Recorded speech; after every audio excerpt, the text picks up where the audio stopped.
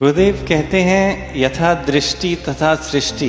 अगर हमारे से किसी का बुरा हो रहा है तो ये हमारा कर्म है या उसकी दृष्टि का दोष। गीता में श्री कृष्ण ने एक बात कहा है, गहना कर्मणो गति।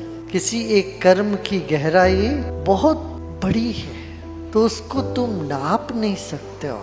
जो भी लगता है इस फल का कारण ये है, वो एक ही कारण नहीं होता है, कई चीजों की वजह से होता है। जैसे एक वृक्ष में फल आने के लिए कई बातें होती है, मिट्टी ठीक हो, पानी पड़े, सूरज की रोशनी पड़े उसमें, ये सब होने के बाद कोई कीड़े नहीं लगे, इतनी सारी चीजों को देखते हुए फिर एक फल आता है। तो इसी तरह से किसी एक कर्म फल का नतीजा कई चीजों से जुड़ी हुई होती है। ये मल्टी डायमेंशनल यूनिवर्स है।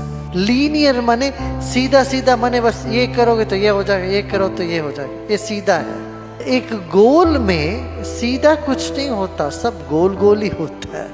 वास्तव में सत्य ही है, आपके वजह से होगा, उनके कर्म भी होगा और समय का भी उसमें असर होगा, अज्ञान का उसमें बहुत बड़ा रोल होगा।